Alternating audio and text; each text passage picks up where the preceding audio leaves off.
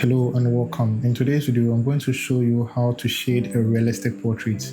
So if you are someone who is getting started with realistic pencil shading, this video is going to be the one that you have to watch. Or even if you are someone who is stuck at a certain point in time where your realistic shading isn't improving, then watch this video to the very end. Simply because I'm going to break down all the simple things and the ingredients that's going to help you become better at shading realistic portraits. So without wasting much of your time, let's dive straight into this video. First of all, I just want to talk about the type of pencil, the paper, and the other tools that I'm going to use in this video. So I'm using the Faber-Castell pencil. This one is the Pit Graphite Matte. So this is the kind of pencil I'll be using throughout the tutorial. I'll also be using the Chromo Coat paper, and this is the one that I've been using for most of my drawings. I'm also going to use the electric eraser, which is going to help me get a better highlight. And then I'm also going to use soft brushes for my blending, and also a tissue. So basically these are the tools that I'm going to use for my blending. And I also have the normal eraser here. And then finally, this is the Tombow Mono Zero eraser, which is also going to help me get highlights. Alright, so these are the simple tools that I'm going to use. So even if you don't have all these tools, don't worry, just use what you have. So when it comes to the pencil, the most important thing has to be the grades. So the one that I'm using right now has the grades from H to 14B, right? So that's the most important thing. You need to have the lightest of the grade and the darkest of the grade. And also one thing, I'm also going to use the charcoal pencil, right, for much darker shades. And this is the charcoal block, right? This is going to be mostly for the hair, for a larger darker area, right? So these are the tools that I'm going to use for this particular video. So anytime I'm about to begin a portrait drawing or portrait shading, I usually start using the HB pencil, simply because I'm going to shade from the lightest area into the darkest area, right? So even if the area is dark or there is shadow in the area, I still start from a lighter grade of pencil, simply because I will have the flexibility to kind of build up tones step by step. Right. So in this case, I'm going to use the HB pencil, and this is going to be the reference that we are going to use for this particular tutorial. Right. So when you look at the reference, the skin tones are very light, simply because the reference is a white person, so you don't have much darker skin tones, right? So this is a lighter skin tone reference that you're going to use. So mostly I start my shading from the eyes. So I'm using the HB pencil. So you need to have a better sharpen of your pencil. So this is how I mostly sharpen my pencil. And if you are wondering how I was able to achieve this kind of sharpening, I used the cutter to peel off the wooden parts and then refined it with the sandpaper. The sandpaper. And then I didn't throw the dust away, because I'm also going to use it in the course of the shading process, right? So this is the excess of the graphite powder and also the charcoal powder. So now that we have all these things laid down, we are going to start our shading. So you don't need to put so much pressure, it just has to be a subtle pressure, right? Then we start shading. So the idea here is to just shade lightly and build up tones, right?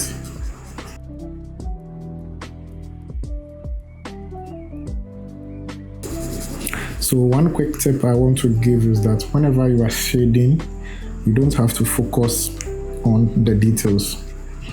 The idea here is to get the skin tones right.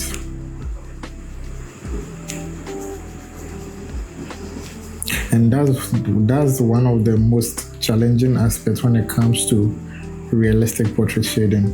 Getting the tones correctly is the most difficult part. The details always comes later.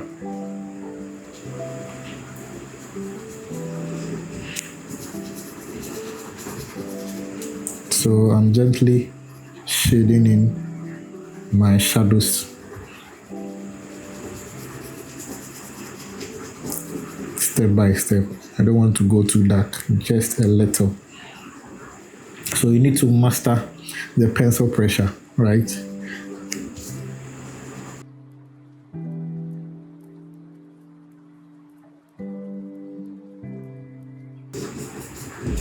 So now I'll come back and still add some shadows here.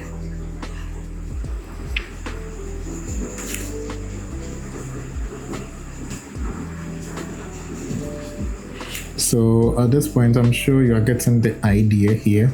So I'm going to forward this and then I'll come back and explain more here.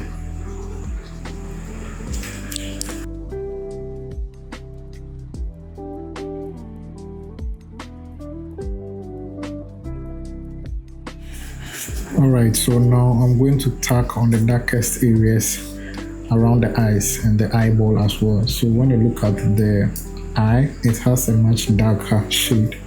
So for this one, I'm going to use the charcoal pencil for this area simply because it's much darker.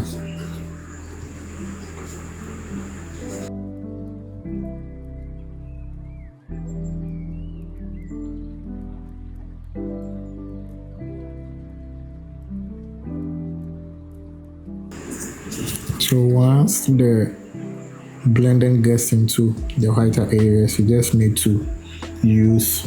So this is the needable area, which is going to help me get away some of the graphites at certain points that they shouldn't be. So because I use the brush also blended some of the graphites onto the eyes. So I'll gently clean it with the kneadable eraser. So this is good for picking up subtle highlights.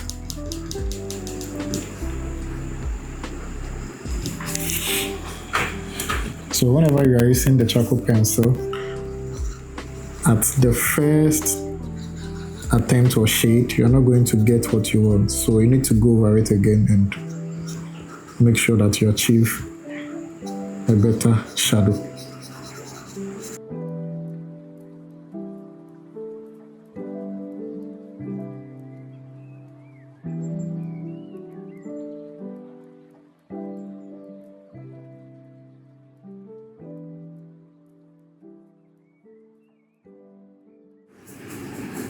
Okay, so now I'm still kind of working around the eyes, trying to build layers. So I'm still trying to build the skin tones and make sure that I get them right. So I'm still using the HB pencil. So because the skin tone is very light, I'm going to use the HB pencil more often.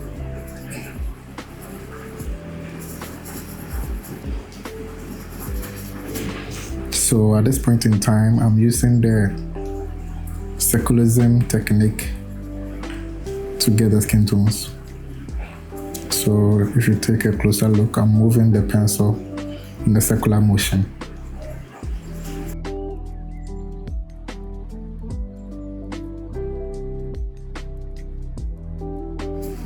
So you are the one to decide whether the tones are enough or not, right? And when you are getting started, you are going to be a little bit confused simply because you don't know whether you should add more tones or keep the tones a bit lesser. But with constant practice, I think you're going to be fine. So that's why I said earlier that you need to build the tones in bits, because when you move the tones too much darker, it's difficult to get back. So take time and build the tones gradually. You can always come back and add more tones when necessary. So there are a little bit shadows around this side, so I'm adding more tones on this area. So this is going to be the technique I'm going to use most often.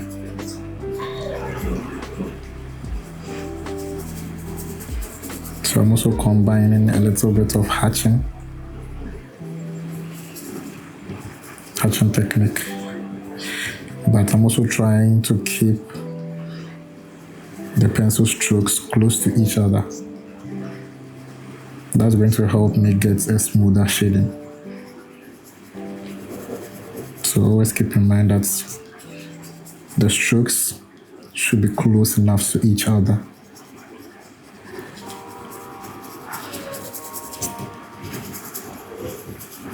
So now I want to blend. So I'll just take my soft brush and start blending.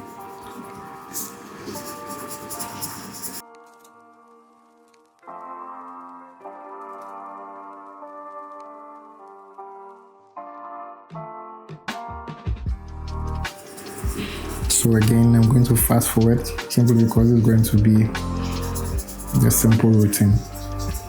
So I'll come back and then we'll continue.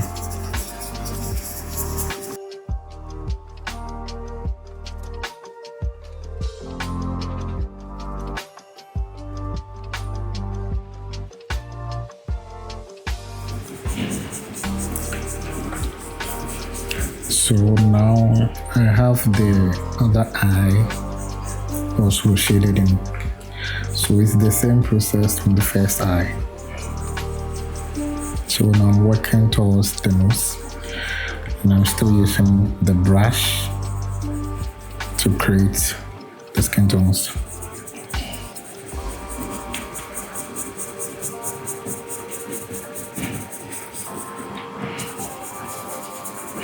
So because the brush has some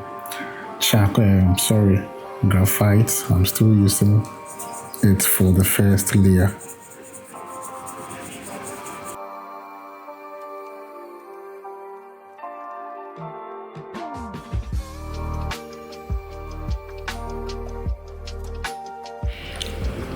So I can come in with my HB pencil and add more layer to the skin.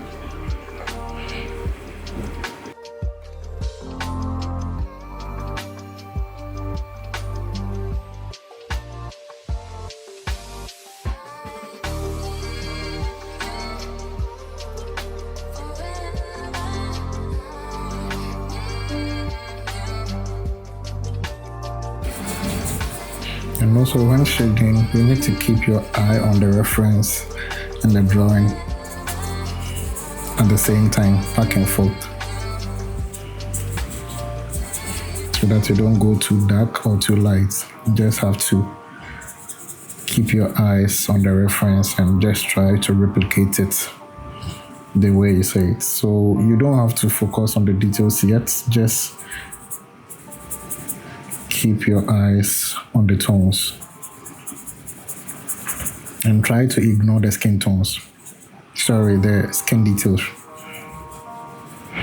because you don't need the details at this very moment. All that we are looking to get is the correct skin tones.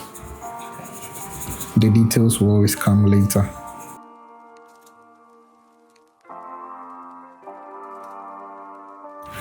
So it's the same process that I'm using throughout. So I'm going in with the HB here again, just trying to build the skin tones. So I'm going to fast forward and then I'll come back and I'll explain the next step.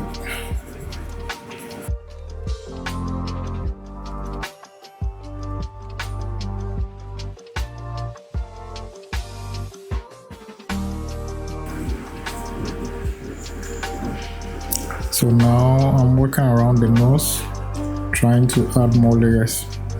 So because the reference image is white, I'm still using the HB pencil, in case you're wondering. Yeah. So for this particular reference, I'm going to use the HB for most of the skin tones. Then I'll come in with a much darker pencil. Then I'll add more shadows. So at this point in time, the whole idea is to kind of get the first layer right, then I'll add in more shadows. So I'm still gently kind of creating more layers. And this is one of the most difficult parts when it comes to realistic shading. So always spend more time trying to get the skin tones right, and also differentiate between the highlights, the midtones, and the shadows. So when you look at the reference, you could see that there are subtle highlights on the nose. When you look at the side, right, there are subtle highlights. But at this point in time, I'm trying to create the midtones. Then I'll use my eraser to bring in the subtle highlights.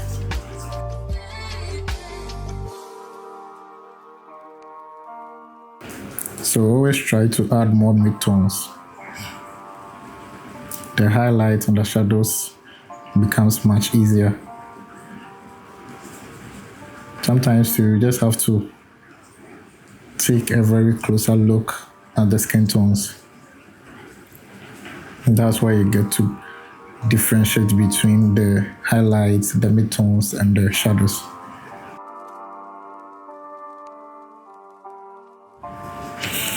And one quick tip that's going to help you do that is sometimes you need to move a little away, go back and examine the reference before you can come in and try to work on it. Because you can't always be closer to the drawing or reference. Sometimes you need to go back, give yourself space to kind of check the skin tones and the values. Yeah, so it's kind of a back and forth process, trying to figure out where you can find the midtones, then you bring in your highlight and then your shadows.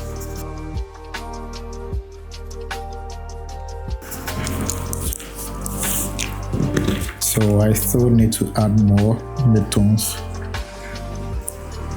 on the nose, between the eyes and coming down to the nose. So at this stage, I'm still focusing more on the midtones. And it takes a lot of patience, so you just have to be patient with yourself and keep working. So you can see I'm still using the circularism technique throughout and a little bit of hatching, just to make sure that everything comes smoothly. And it takes time. So I'm going to fast forward and then I'll come back with more tips.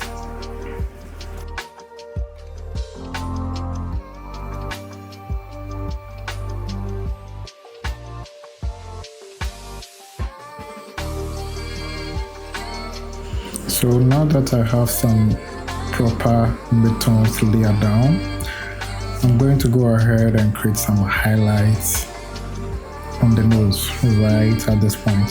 Okay. So I'm going to use the Tombow Mono Zero eraser to create some subtle highlights on the nose. And these little things gives the work the realistic feel.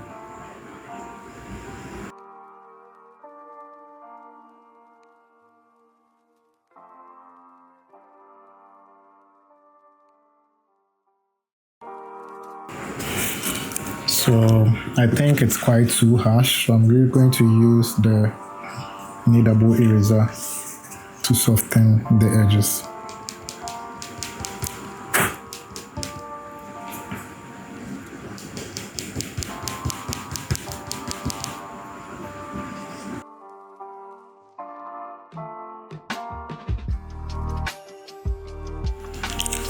I can still come in with my brush just to tone down the highlights in case it is too bright. So here I feel like it is too bright, so I'm kind of toning it down a bit because it is a subtle highlight. It's not too bright.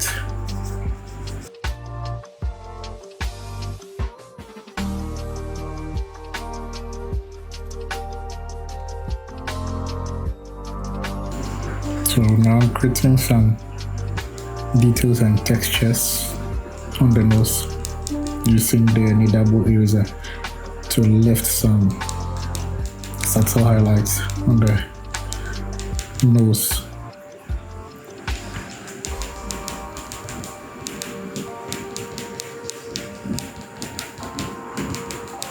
Just something little to give it a texture.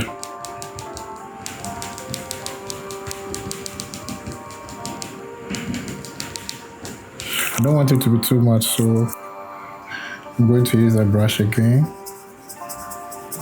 to tone down the light. I'm sure you get the idea, because we want everything to look soft.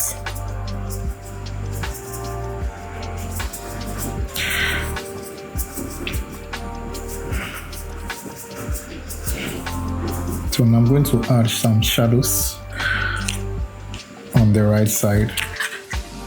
When you look at the right side of the image, there are some shadows there, so I'm going to add in some more shadows. So now moving on to, I'm using the 2B for that.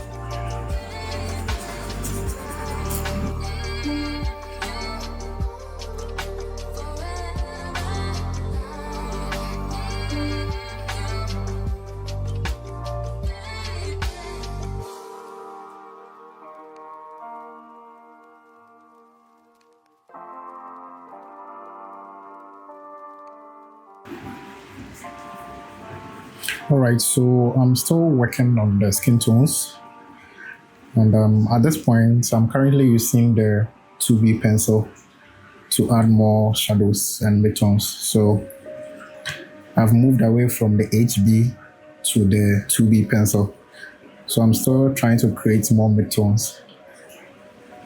And in case you are wondering, I used the tissue for blending. So that's mostly for a bigger area, right? So this is how I use the tissue to blend. And you have to be patient and gentle while blending with the tissue.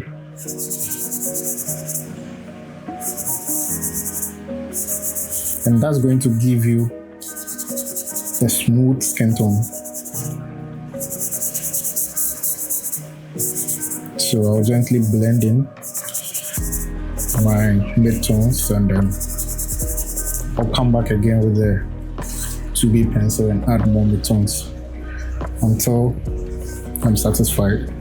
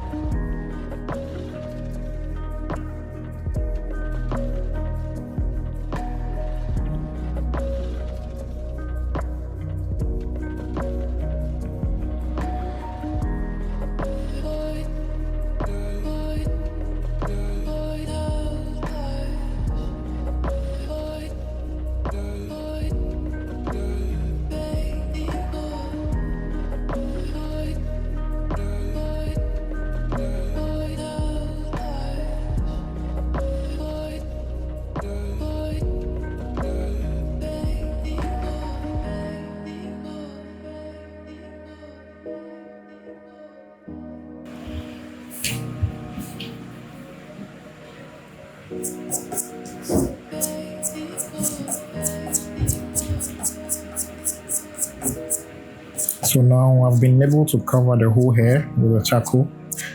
So I'm trying to create subtle highlights in the hair, and that's going to make the hair look more realistic. So now I'm using the white charcoal for this area. Or I can still use the Tombow Mono Zero eraser to also erase the highlights. But I decided to use the white charcoal instead.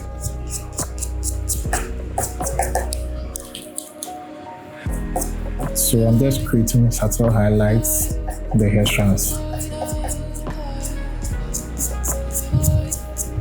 And then you don't want to overdo it simply because it might look unrealistic. So just need subtle highlights in the hair strands. So as I mentioned, just have to shade in the direction of the hair strands.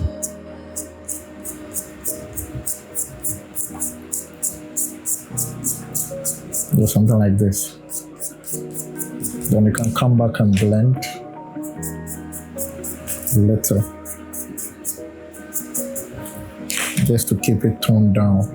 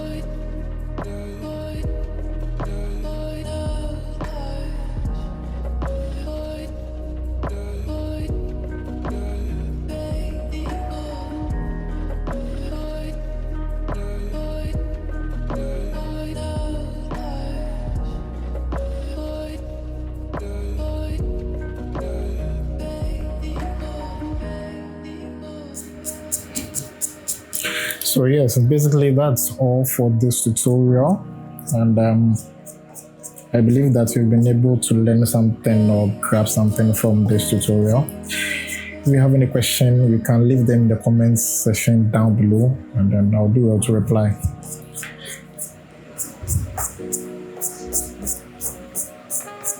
So thank you guys for watching this video, and I'll see you in the next one.